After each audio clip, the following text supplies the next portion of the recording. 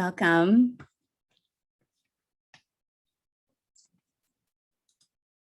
Happy to be with all of you. Hey, everyone. Welcome. Let me do something. I'm streaming this on Facebook. With all of you. And it is, I'm gonna do this. There we go. I think that's gonna stop my sound from doubling up. So I'm gonna give it a couple minutes just to let people jump on. We're already at 60 people, which is awesome. Love to spend my noon hours with you, talking today about a topic that is near and dear to my heart, which is resilience. I've had some new insights about it in the last year. And so I felt like it would be a good thing to bring to this community and to encourage all of you as well in what I call the strengthening of the resilience muscle. Margaret, great to see you. Brenda, good to see you. Miss seeing you on a regular basis.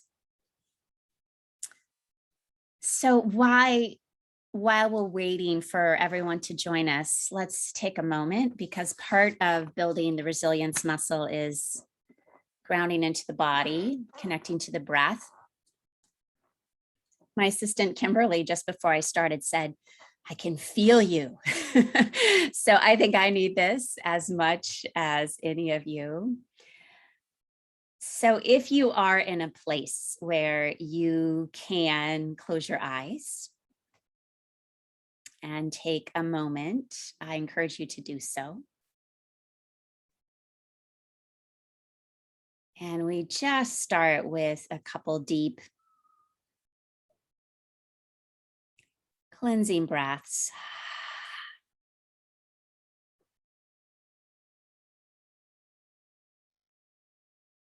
And I'd like you to pay particular notice to your exhale. And watch how, as you blow out the breath, you can settle your attention and your awareness down a little deeper in yourself.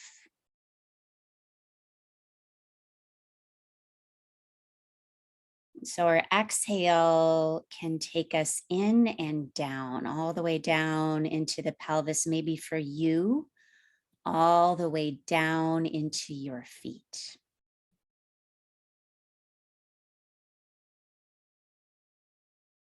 We start to build resilience when we train and practice being in the present moment.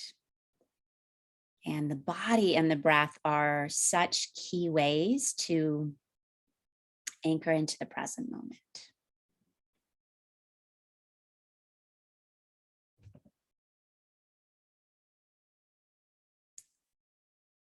So when you're ready, take another deep breath in. And as you exhale, that awareness continuing to move in and down, you can also begin to gently blink your eyes open. Welcome to all of you who joined. Hi, Janie in Florida. Welcome from wherever you're tuning in. This is also going to be recorded, so if you can't make it for the whole time, it'll be on YouTube a little bit later today. And please share this with people who might actually benefit from listening to this conversation we're going to have about resilience today. And I am going to attempt to keep my chat screen open. So please chat, ask questions. And I might ask, there's a Q&A box that if you have particular questions about the content, I will leave some time at the end to talk through some of the points that I hope to make today. So if you have questions that you'd like me to discuss, or you want to have a little more in-depth conversation with me, please put those questions in the Q&A and I'll get to them at the end of our time together. So I'm going to jump in because we have an hour. And we have lots to talk through. Resiliency is a big topic. So I have 3 children. So I always joke that in the last decade, or probably decade and a half, the only movies I've watched are Disney movies and Pixar movies. But this one has been one of my favorites. It's a movie called Inside Out. So if you haven't seen the movie, I'd like to introduce you to anger and fear.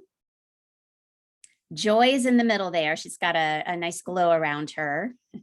Then we have disgust, and finally sadness. So researchers, Pixar was pretty in touch. Research shows we do have about 5 main core emotions that we all experience. It's cross-cultural, no matter where you're raised on the planet, you experience these. And so we're going to talk more about that. And, do you experience all 5 of these, or are there some that you sort of push away? Like, I don't do anger, or I don't really cry. I don't feel sadness. And I love this visual because in the middle is joy, happiness, there's brightness, there's light. Clearly, if I were to choose a character, I'd be like, I want to be the one in the middle. So we're going to talk more about this today. So this is what we're going to explore: the pursuit of happiness, the pursuit of resiliency, and paradox, how working with sort of opposite experiences in life actually make us stronger. And then we'll talk about some key ways that we can all build a little more resiliency in life. So many of you know me. If you don't, this is why I'm putting this slide up. I've been a psychologist for almost 20 years, yoga teacher, I think about 16 years, meditation teacher, and I am a mom of 3, ages 9, 13, and 16. So I am in the thick of it, which is probably why resiliency is speaking so loudly to me these days. My mission in terms of my work is really to bridge psychology and yoga. I believe that both of these modalities are phenomenally healing. And yet I have found that as I bring together the yoga tradition, which is a very ancient tradition, and the psychological tradition, which is actually quite young, that there's a beautiful synergy, and that there's actually bringing them together is sort of greater than the sum of their separate parts. So what do you want? I start with a big old question. What do you want out of life? What are you looking for? What do you want? I want to play you, this is a very brief clip, but this is from a documentary called Happy. So here we go.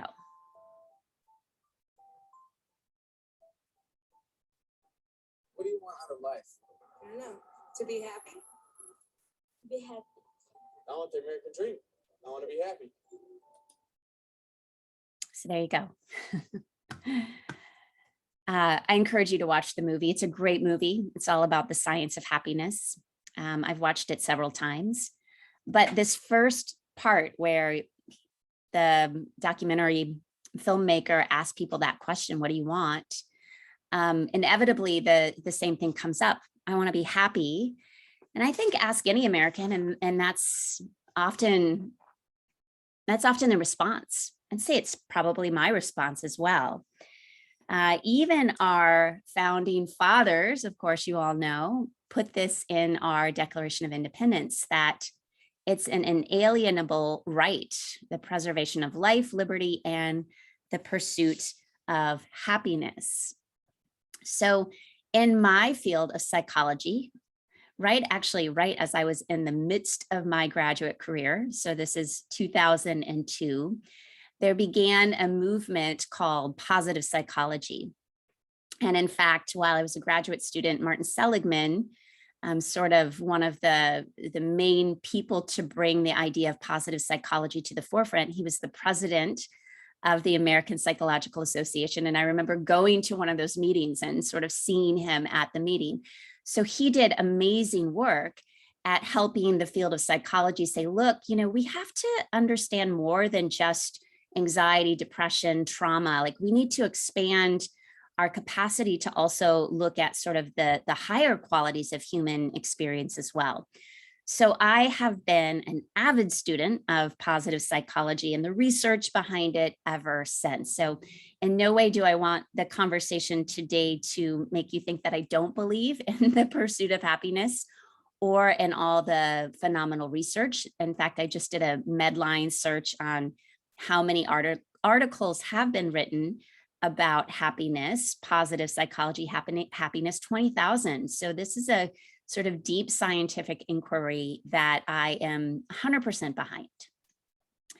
Many of you have heard perhaps of this course at Yale, which is called the Science of Wellbeing course. It's essentially a course on happiness.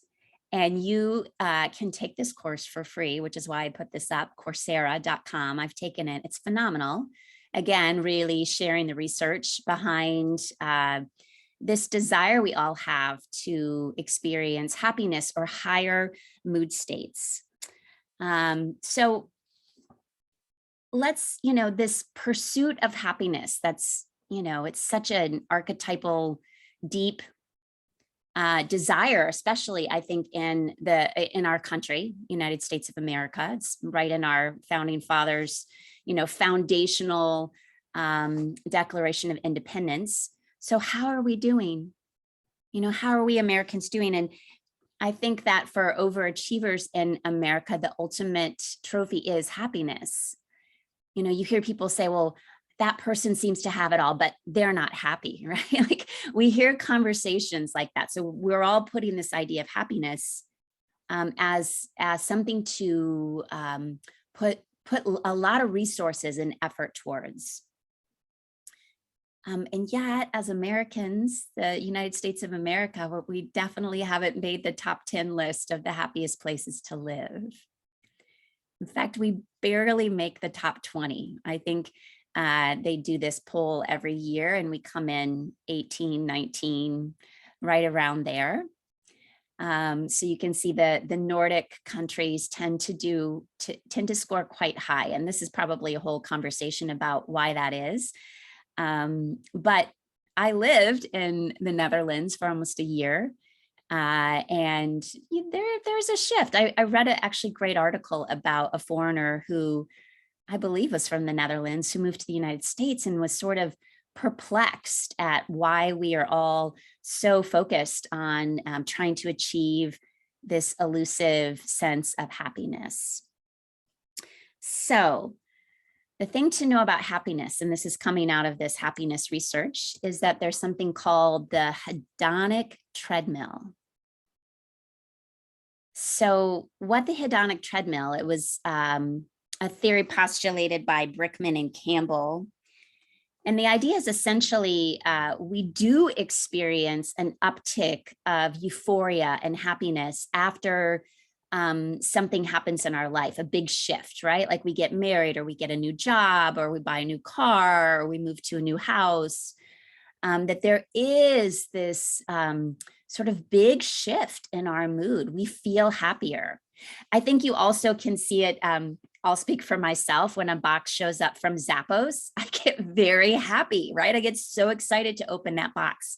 Now, does that happiness last? Absolutely not. Sometimes it's 5 minutes later and my mood has returned to baseline. And so that is the idea behind this hedonic treadmill, is that, yeah, there are things we can do that can bump up our happiness. We go on an amazing trip, but the longest our happiness gets bumped up, according to the research, is about 18 months. So let's say you meet the partner of your dreams and you start a life, your happiness does bump up for about a max of 18 months. And then it starts to come back down to what your personal baseline is. So if we're constantly looking for that high, that next Zappos box or that next great trip or the next partner or the next job or the next house, we need to know that it doesn't last, right? That we're always going to drop back down to baseline. Again, we can have a conversation about, can we change our baseline? And the answer is yes. It's not in particularly what I was going to talk about today. There are ways to change our baseline. But just know that sometimes the things we're seeking happiness in don't bring us into a lasting state of well-being. So I'm going to stop my screen share just for a moment. So I want to talk about why I think that I am so drawn to talk about resiliency in relationship to happiness. And it comes from my experience growing up. So I grew up in a home that we could definitely call a happy home, right? There was a lot of support. There was a lot of encouragement.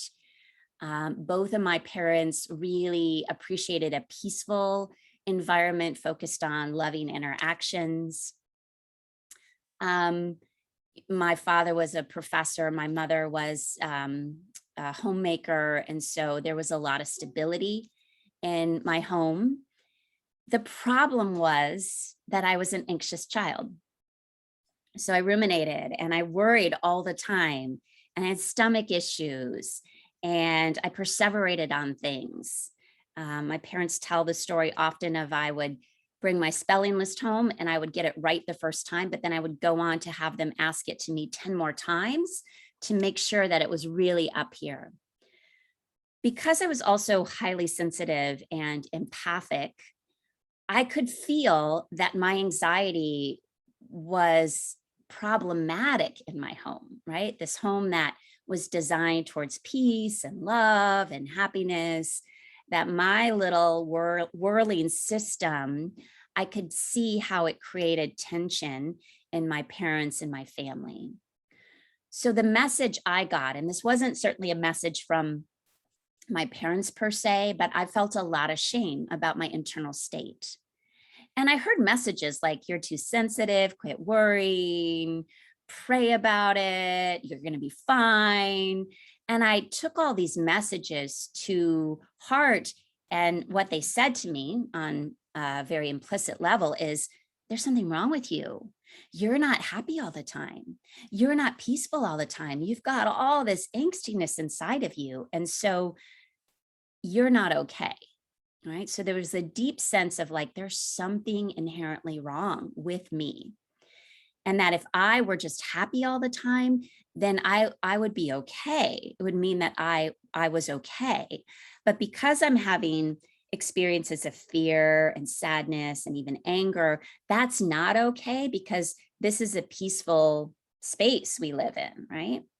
So if someone would have told me, or maybe the movie Inside Out would have come out and I would have been like, oh, there's 5 emotions that everyone feel: sadness, anger, fear, disgust, and love, happiness. There's 5. You're supposed to feel all of them. This is part of the human experience.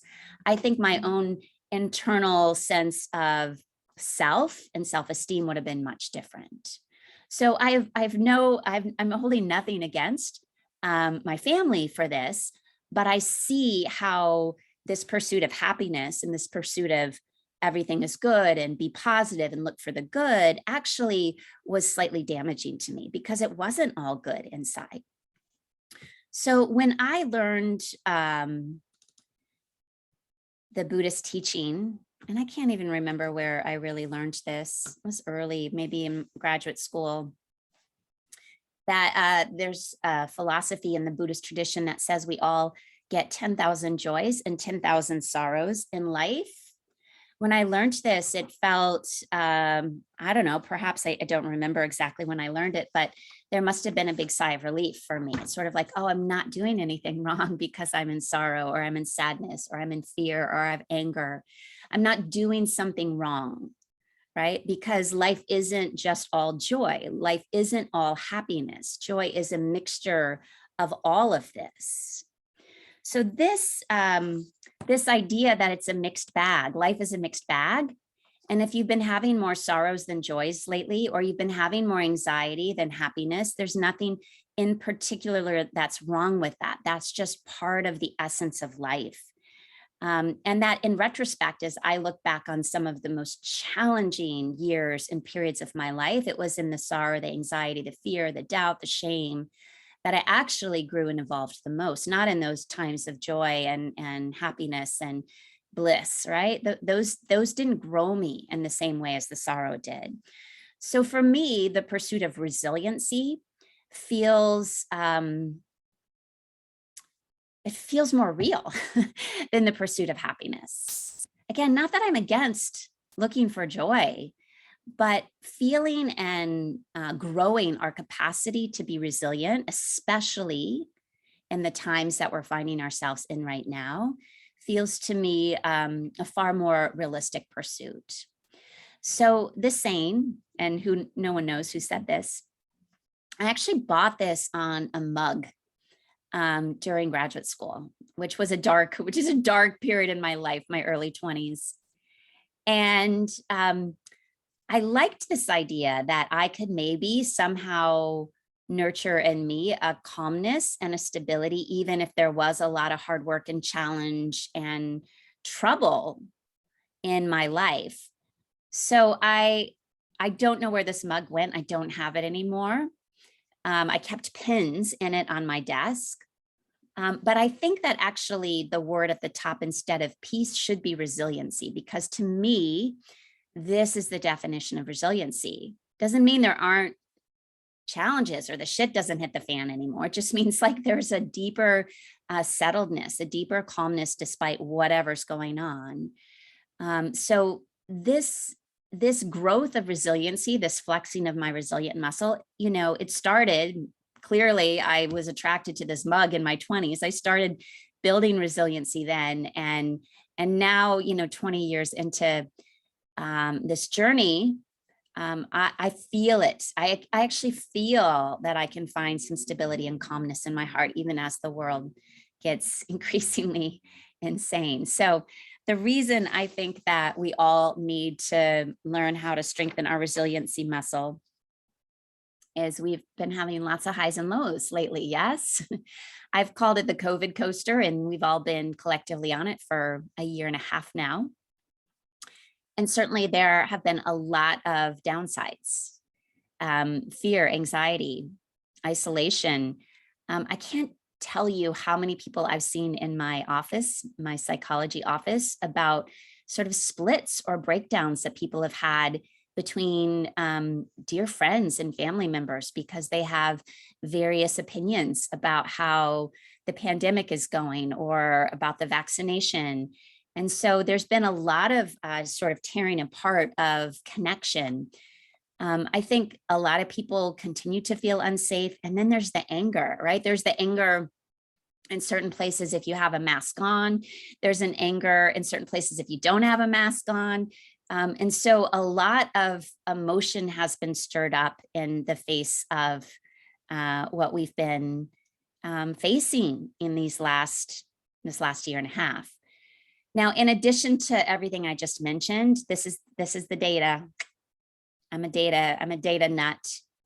So prior to COVID, about 11% of people had a diagnosable anxiety or depressive disorder.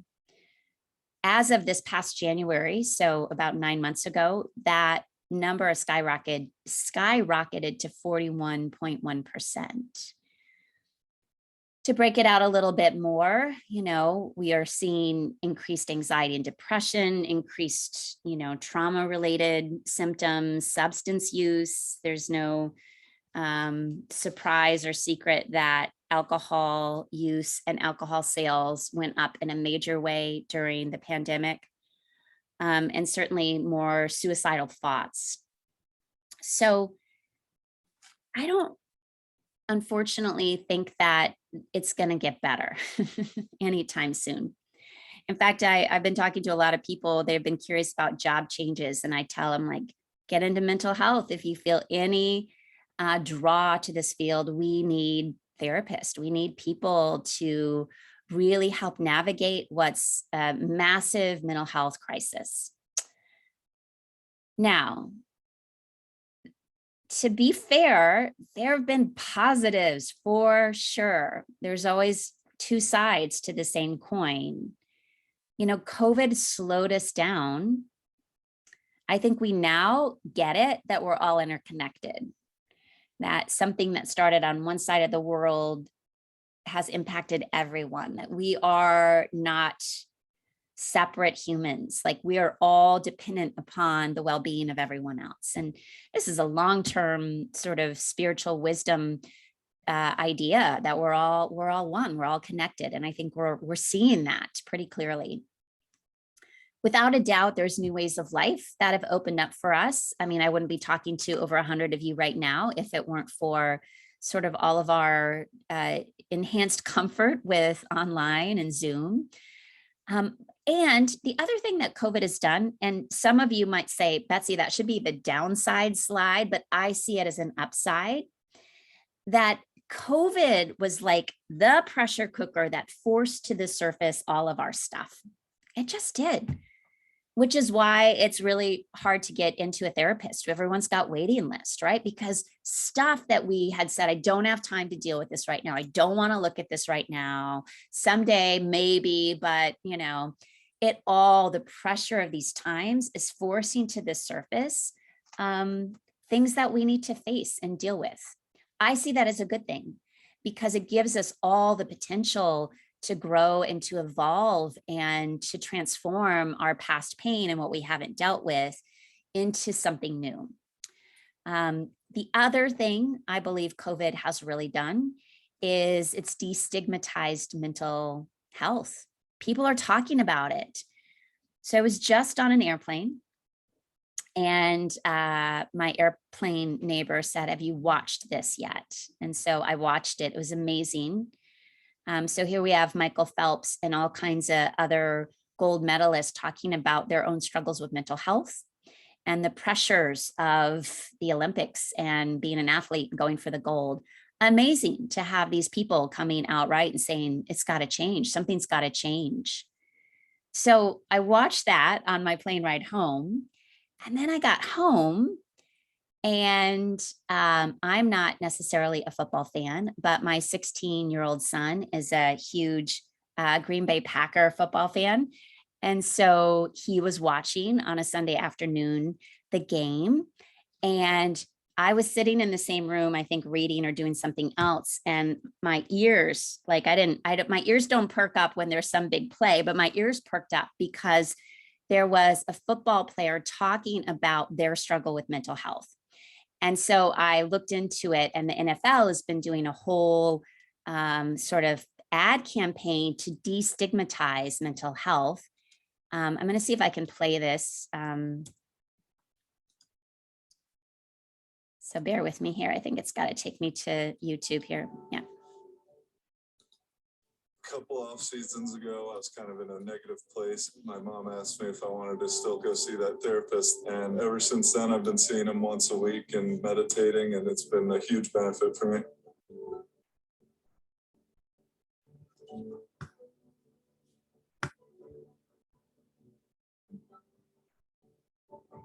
So in addition to that player who I hate to say, I don't know who that player is. There are many players that are interviewed and there are these, 30-minute clips. So pretty impressive and is showing, how our culture is starting to really acknowledge and honor that we need to take care of our mental well-being. So the reason I actually believe that we haven't even seen, I definitely believe we're in a mental health crisis, but I don't think we've even seen where things might head. Because there's something called the delayed effect of trauma. And there's been lots of research done about other types of traumas, like there's been research done on 9/11, natural disasters. People research what are the effects of these natural traumas that happen, or they're not natural, but these traumas that happen. And what we know is that when we're in the midst of a trauma, people actually do better. They step up, they find inner courage, they're able to really hold things together and perform at actually much higher levels than they might otherwise.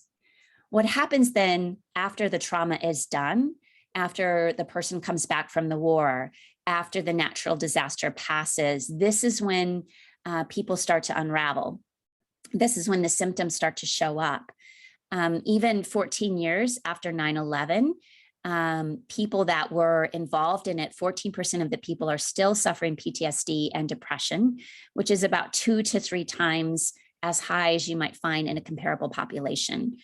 So, and to put this in, and this is in no way to lessen the effects of 9/11, there was about 3,000 people that died. And we're at about 4.6 million in terms of people who've died from COVID.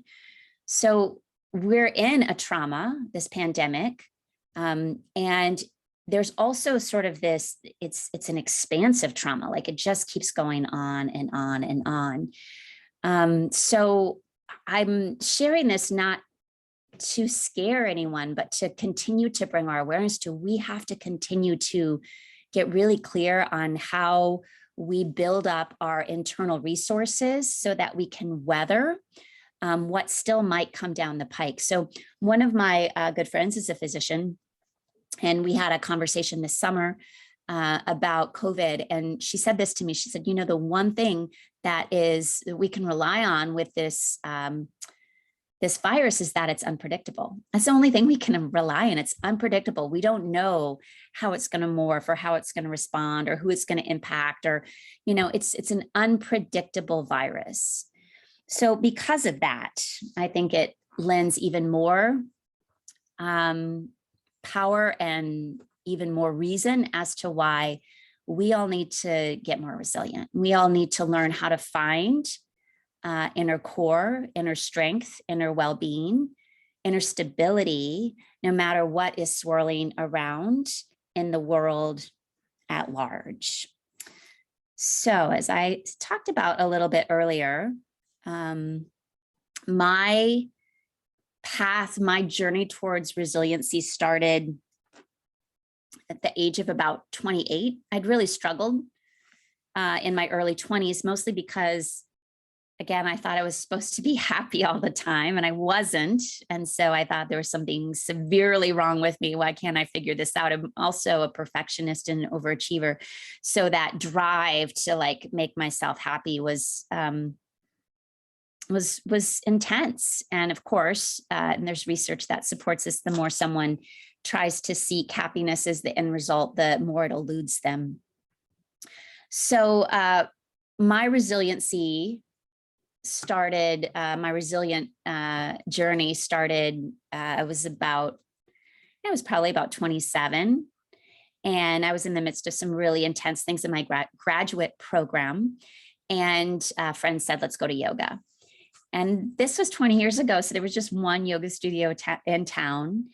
And I didn't know what I was getting myself into. I wasn't even particularly drawn to it, but I just knew that I wasn't doing well and I was willing to do anything. So little did I know, walking into that very small yoga space, that everything was going to change for me. I mean, I didn't know it was going to change the course of my career. It was going to change how I perceive my life, how I work, how I raise my children. I didn't know the scope of what it was going to do. I just knew that I felt different. I felt better. I felt some relief.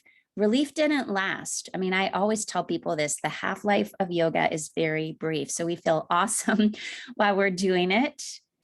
We might feel awesome for several hours afterwards, but then the effects go away, which is why there's got to be a commitment to the practice. There's got to be a consistency. Consistency plus the commitment really make a change. So the main thing that yoga started to do for me is I started to feel. And I didn't realize how numbed out I was.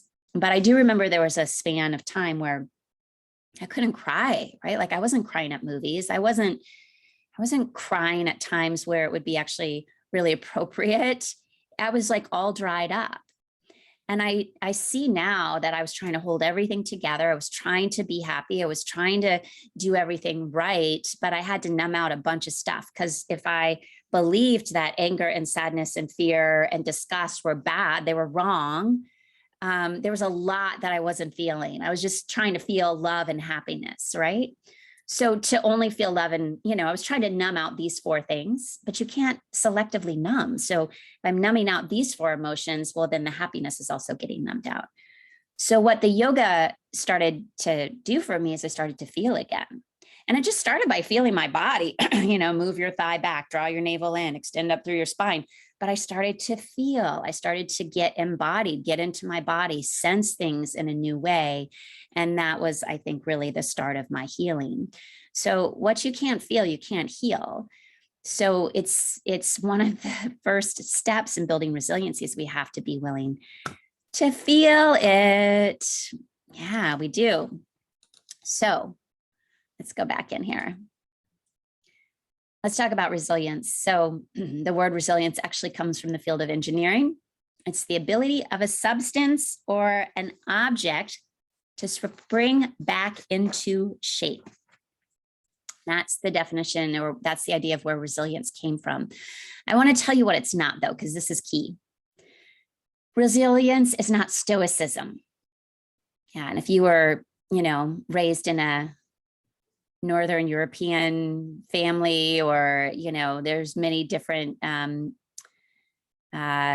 different families that teach stoicism, that you don't show anything, you hold it all in, you don't show your pain, you don't show your happiness, you stay pretty neutral. This is not resilience, by the way. Resilience is also not spiritual bypassing, and this term was coined by a psychologist named John Wellwood. And it's this idea that just focusing on the light and the love and the happiness and the meditation, and that's also not resilience, because that's what I was trying to do all those years. You're not really addressing everything that is there. And resilience is also not an inborn trait, meaning you're not born with it. You get to develop this. You have the option to develop this in life. So what is it? This is my very simple definition of resilience. It's feeling it all. So bad things happen, good things happen. Can you feel it? There are 10,000 joys. There are 10,000 sorrows. Can you feel it? And more than that, can you actually be with all of it, especially in the times when they seem to contradict one another? So how can I be in grief and sad? So this happened to me during COVID, especially in the early months of shutdown. How can I be in a lot of fear and a lot of doubt, but then absolutely loving the fact that I'm not commuting and I am hanging out with my kids and I'm making more food, right? It's like they seem to contradict one another. So resiliency is not being in black and white thinking. Resilience is like, I got all of it. I am a vast enough human to hold all of it. So one of the early teachings of yoga that spoke to me, and still does, is this idea of balancing effort with ease. So effort is called abhyasa in Sanskrit, and ease is called vairagya. And we're constantly in the practice trying to see there's this beautiful middle space where I am in effort, I'm holding a pose, but I am also in ease. I'm breathing, I'm soft, I'm receptive. And we're always trying to find that middle. And, it's sort of an elusive space because it's really easy to go into over effort, which our culture definitely loves the over effort. We're really good at overworking. Or it can be really easy to say, I'm tired today, so I'm not really gonna engage much, right? We have to find that balance. And it requires us to be super present, to really see, can I find that space between effort and ease? So it's paradoxical, right? The idea that I can both be efforting, but I can be totally relaxed and calm. I mean, to me, again, this is the definition of resilience. So learning how to hold paradox, Carl Jung would call it the tension of opposites, is one big way that I think we develop resilience. And Carl Jung, he says that it's the paradox is one of our most valuable spiritual possessions. Only the paradox comes anywhere near to comprehending the fullness of life.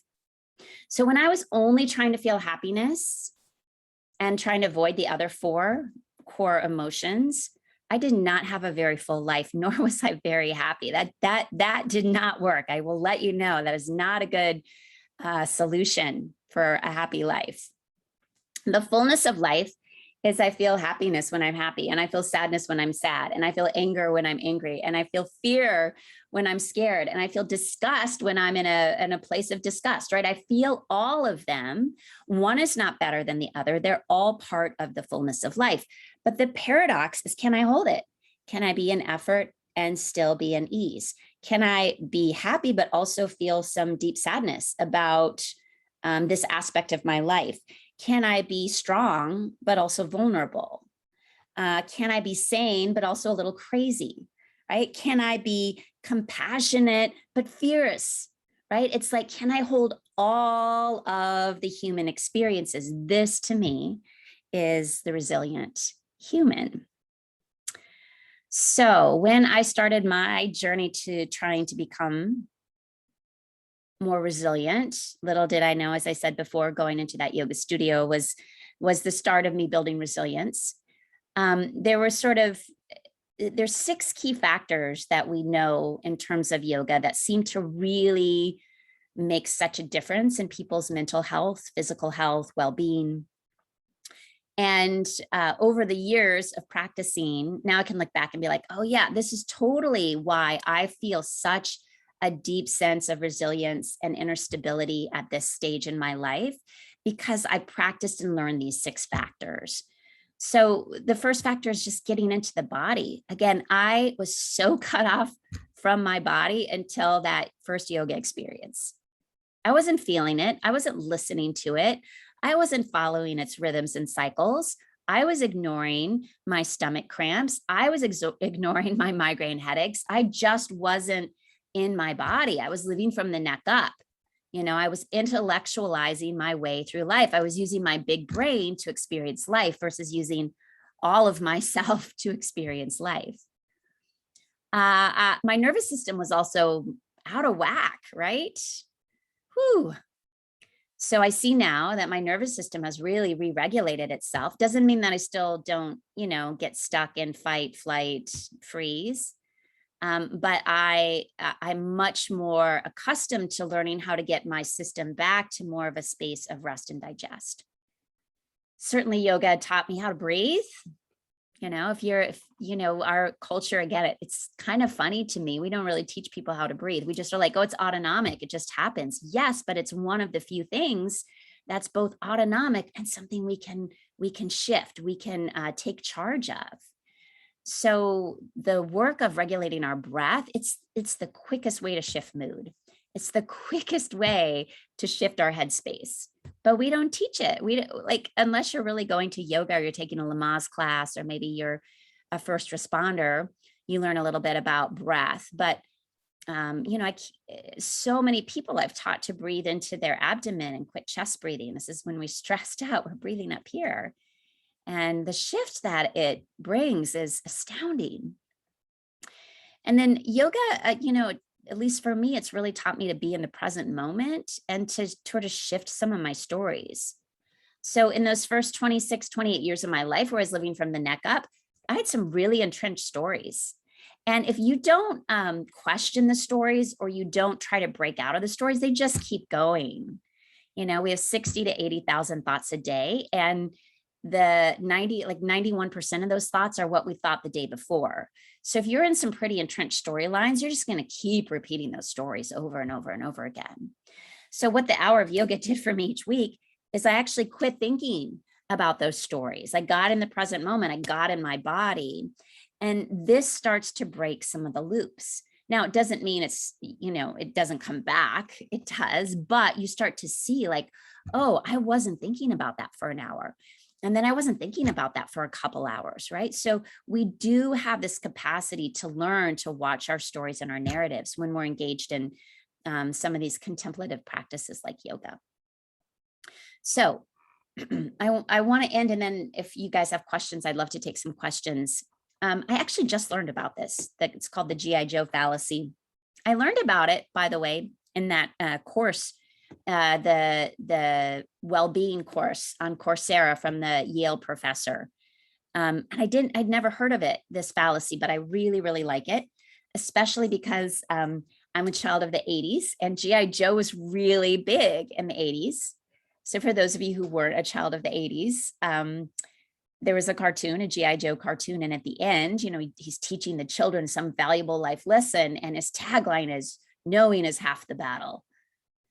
And yet it's a fallacy, because just knowing is not enough to change behavior. And the research all supports this. So we all know, if I go back here, we all know that if we were in our body and we're connected to our rhythms and we're breathing more consciously, and our nervous system we're learning to relax it, and we're remaining in the present moment. We're working with our dysfunctional stories and narratives that we would feel better. We all know this. Like I'm not giving you any astounding new content that you don't already know, right? We all know this, but just knowing it isn't enough to get us out of bed in the morning onto our meditation cushion, or to really start to question the story that's dragging you down, or to get into your body and move it. If we want to change behavior, and again, there's a whole science of behavior change, we have to change our habits. And something's really key in this work on behavior change, habit evolution, is that being engaged with other people who are doing the same thing is actually what supports your personal change. And I'm a perfect example of this. I learned to meditate in my 20s, but I didn't commit to it until nearly 20 years later in my 40s. And one of the core reasons, I committed to it because I was pretty miserable, and there were some things that I was pretty sick in terms of my physical well-being. I'd been diagnosed with some autoimmune problems.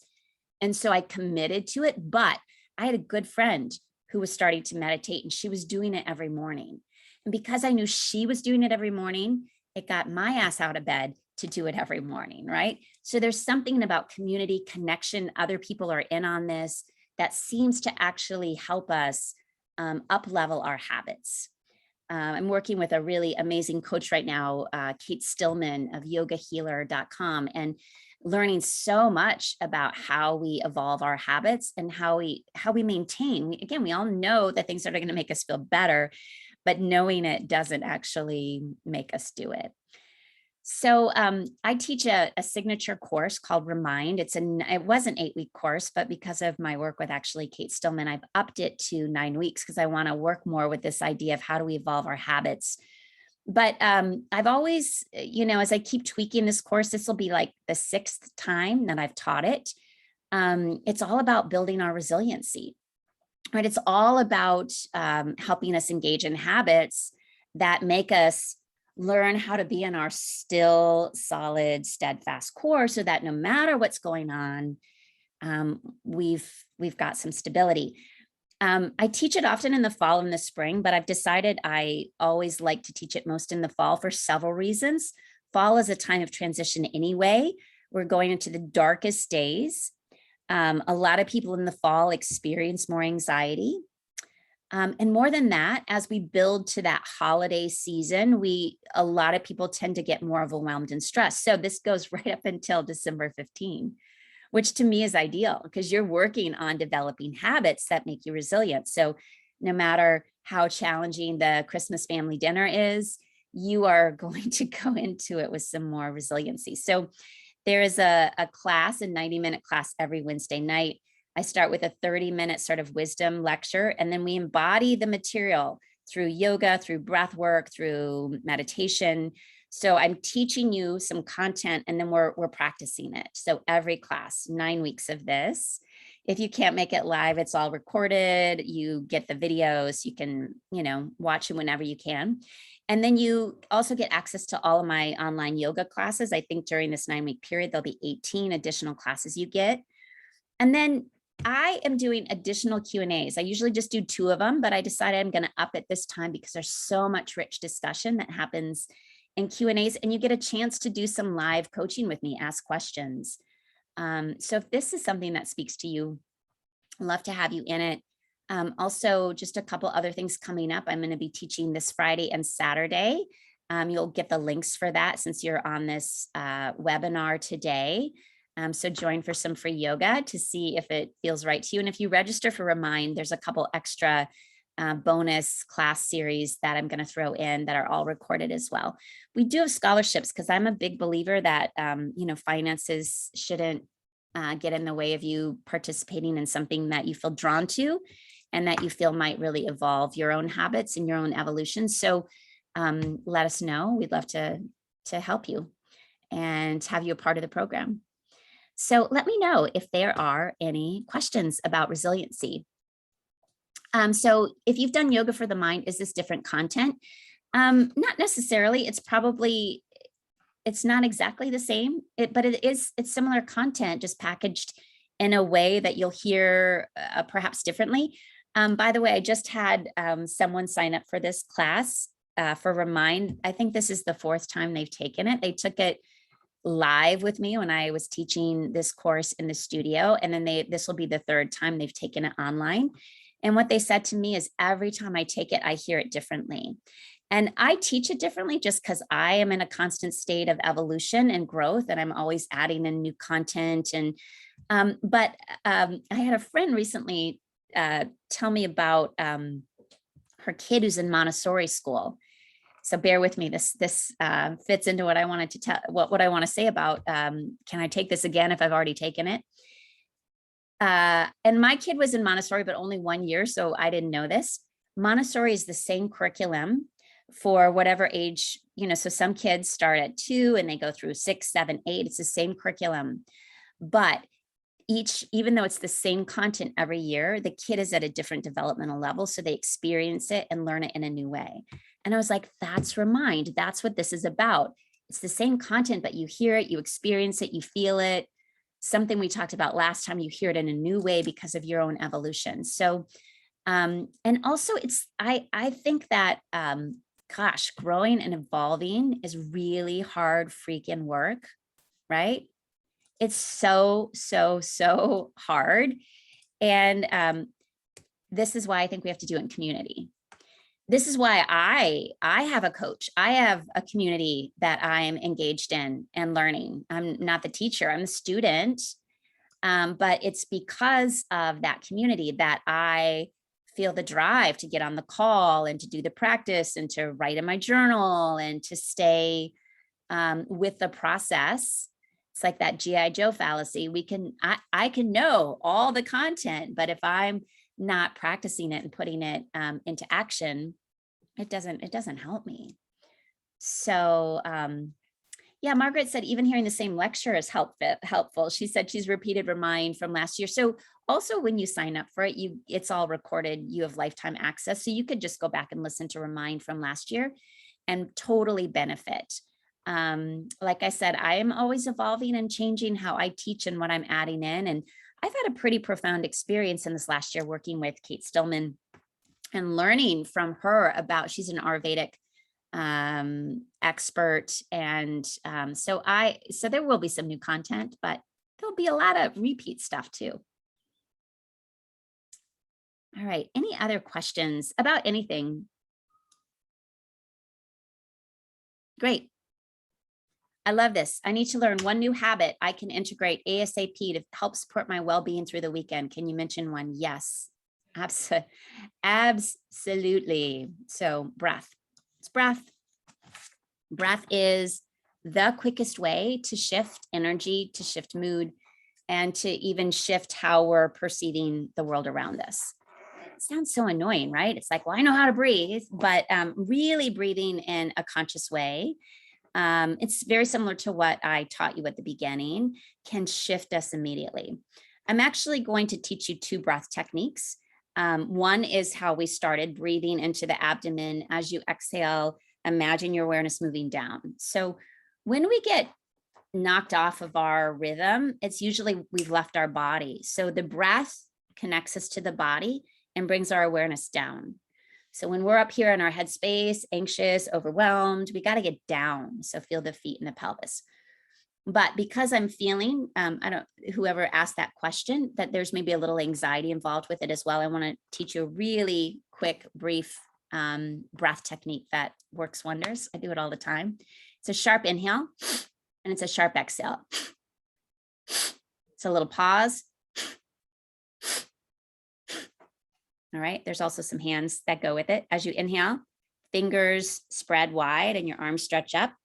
As you exhale, hands pull down into a fist. So let's do 5 of these. Inhale, exhale. So you're pulling the energy down on the exhale. One more. Keep your fist. Drop those fists down towards the ground. Take a nice deep breath in. As you breathe in, awareness moves from the pelvis to the crown. So we get this upward flow of energy. As you exhale, awareness from crown back to pelvis. So keep going here. Inhale up the spine.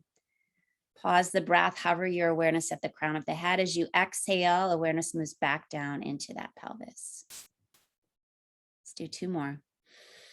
Breathing into the navel, feel the navel expand. As you exhale, feel your awareness drop all the way down into your pelvis or your feet. 1 more conscious breath. Inhale up the spine.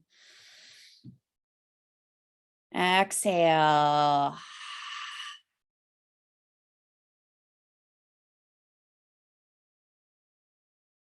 Place hands over your heart. This would be another technique.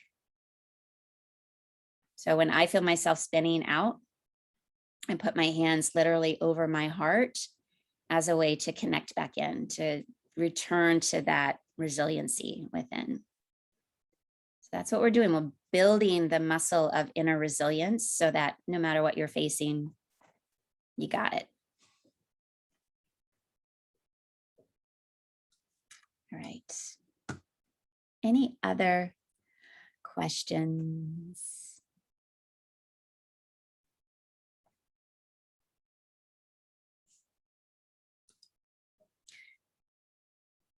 Yeah, someone also asked, isn't knowing the key to being able to move forward with change and growth? Yes. Awareness is always first step, but that's that G.I. Joe fallacies. We can know, we can be aware, we can know all the content. I mean, you should see my bookshelf here, right? We can read all of the books. I mean, this was me in meditation. I'd read all the books. I recommended it to clients. I believed in it. I knew the research, but was I doing it every day? No. I was doing it when I was overwhelmed and stressed out, right? But I wasn't daily committed to it. It wasn't like a consistent thing for me. When it became consistent, that's when the changes started to happen. So yes, knowing is always the key to moving forward. It's always the first step. But then we have to take what we know and actually do it. That's where it gets sticky. That's where it gets challenging, which is again why I'm such a believer in sort of group cohesion and group growth and accountability, right? Really, it's accountability, which is huge.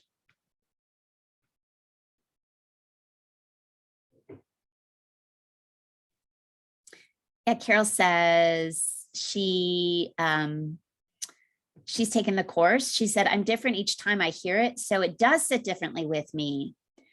For me, repetition helps me set the practice. Yeah, because again, actually what you're going to learn in this course is it's not new stuff. All of you at the depths of your being know this stuff, right? That's why I think I loved yoga so much as I started to learn all the teachings, it's like, well, I already knew that on some level. I don't know how I knew that, but I knew that. I think that's what happens with when we really tap into wisdom, when we really tap into truth. We already know it. We're like, yeah, like I'll go and get a reading done with someone, like someone will give me a tarot card reading or a psychic reading. And what they tell me, I'm like, I knew that. Yeah. So it's just sort of like it's holding the mirror up. It's already telling you what you already know. This course feels similar. Like everything I'm going to teach you, you know, on some level, right? It's truth. It's wisdom teachings, but they land differently. And you keep practicing them. Repetition is the key. Yeah, and Olga, yes, we would love to provide. We don't have a limit on the number of scholarships we give. We give them to those who need them. info@heartlandyoga.com to ask about our scholarship. Okay, and this is also an awesome question. What do you do in a situation when it would be weird to breathe? That's such a good question, but it's not weird to breathe. And okay, this might be like, give me a moment. I gotta get grounded. But you can consciously start to breathe into your belly. And see, you're in a really difficult conversation with someone. My advice is always get into your feet or your pelvis. So feel the depths and the root of your body. And here's sort of the holding everything, holding both. You can be in your feet and your pelvis and breathing deep into your navel and having a conversation with someone. So it's very black and white to believe I'm either breathing or I'm in this intense conversation with someone.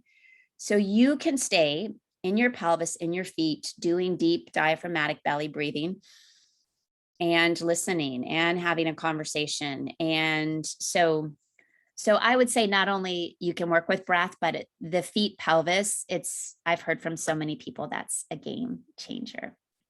Yes, Natalie, all of Remind is recorded, and it goes into an educational portal called Thinkific. It's a really nifty site where I just upload the videos and the lessons and the handouts and the slides, and it's all there.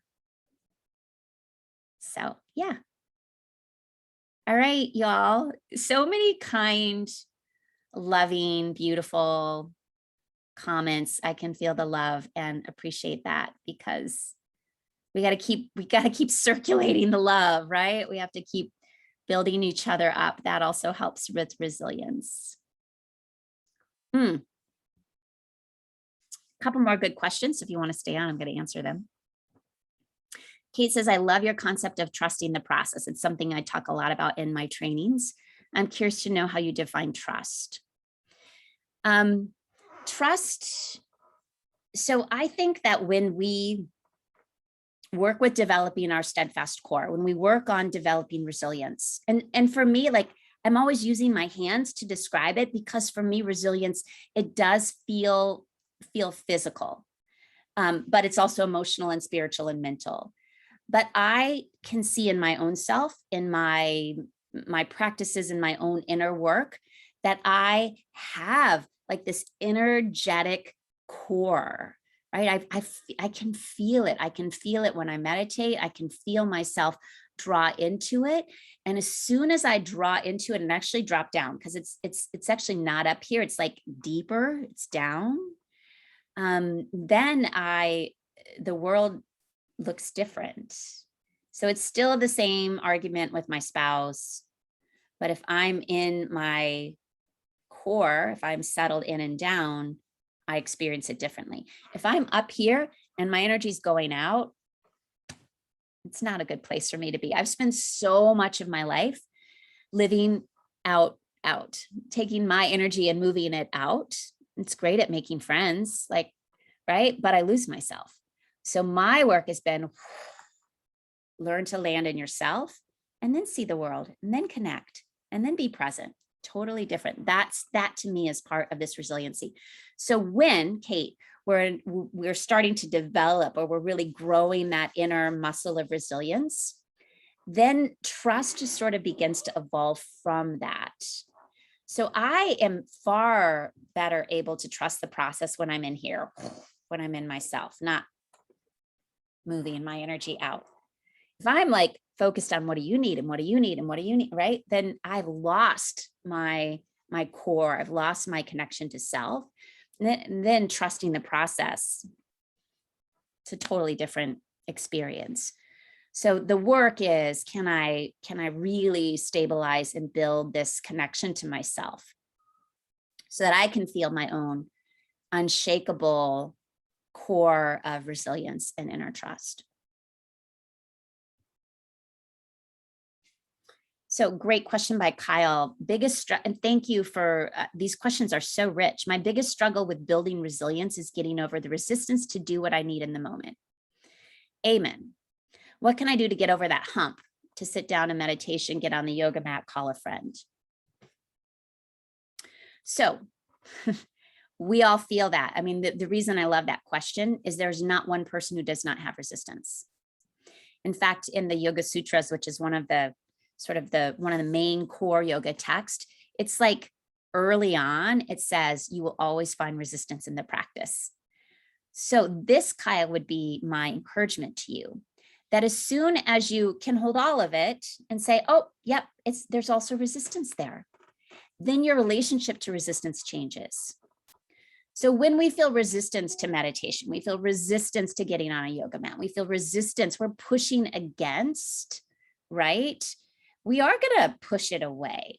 But as soon as we say, oh, there I am pushing against, and I see it and I accept it and actually soften into it, then suddenly the force to move away from that is much less. So it's such an annoying answer, I know, but you have to know resistance will always be there. why as humans do we resist the things that are going to make us feel good? I mean, again, that's a whole nother webinar, a whole nother discussion, but we all do it.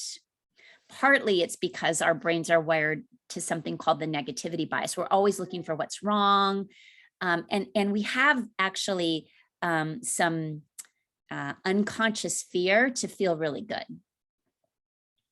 I see that all the time. I see that in myself all the time. We're sort of scared to feel too good.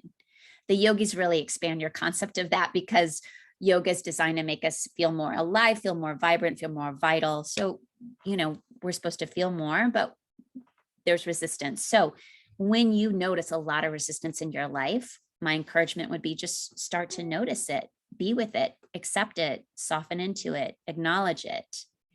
And then your relationship to it automatically is going to change. So when I'm really resistant to my partner, really resistant to a situation at work or a situation with a friend, and I'm pushing against it, I'm going to stay in my sort of guarded, hard space. As soon as I just see like, oh, I'm really resistant to that right now. Oh, just seeing that, knowing that, it softens something. And then I can relate to that same person or situation differently. So it's all consciousness. It's all consciousness, which is not easy. It's so hard. Okay, let me see if there's anything else.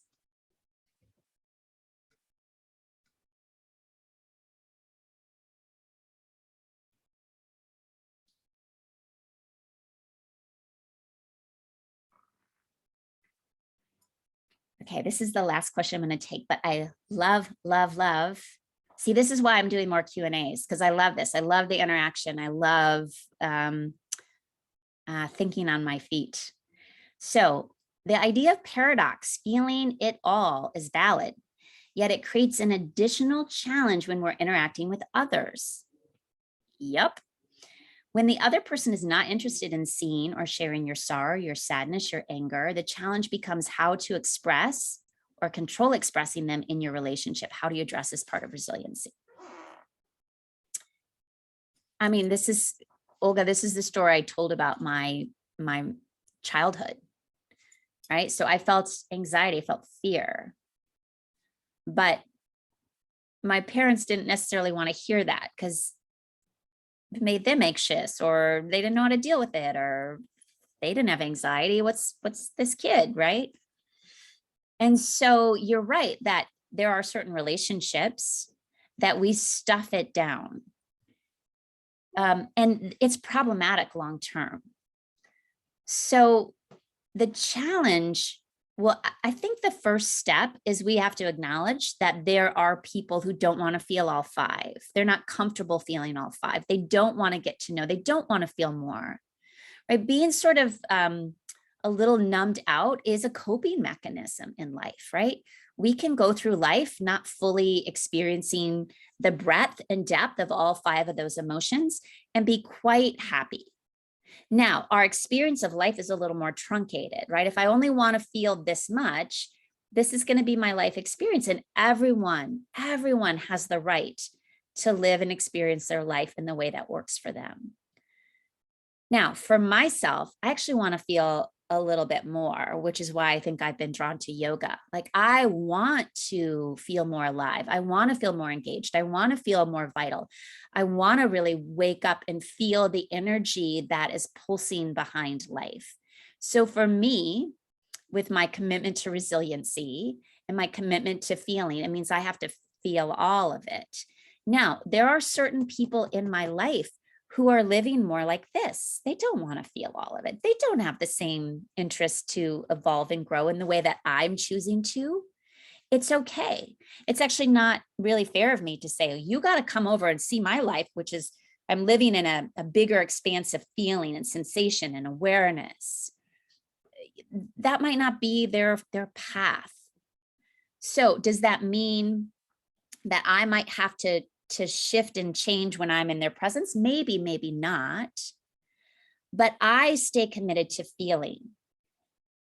So I'm thinking of a family member, and it is true that maybe I lessen my feeling states in their presence. because it would just create more turmoil or drama. And I don't necessarily want that. So, but if I have to do that in every relationship, whew, the thing is, it takes, if you're used to living in a bigger expansiveness of feeling, it actually takes some energy to say, okay, now I'm going to meet you here. We can totally do it. And sometimes the person that's here, they can't like expand and meet us energetically. I'm talking more about an energy level. But we can meet them, but it takes energy to do that. So I don't have a good answer. But this is why, for myself, I've also committed to finding like-minded humans and communities and friendships and teachers who allow me to keep expanding and growing. And I have moved into a space where I realize this isn't better. This isn't better than this. They're just different. This is the paradox, right? But I know for me, I want to live like this, not like this. And so I'm choosing this path, but I have to honor and not look down or believe that my way is better than your way. It's just it's an honoring, acknowledging of, how we want to experience life. I hope that helps. I could talk all day about paradox because I think it's something we all have to start to get more comfortable with. All right, I think that's enough. Thanks to the 50 of you who are still on with me. If you have questions about, I'm going to put one more time down here. If you want to know more about the program, there is the link.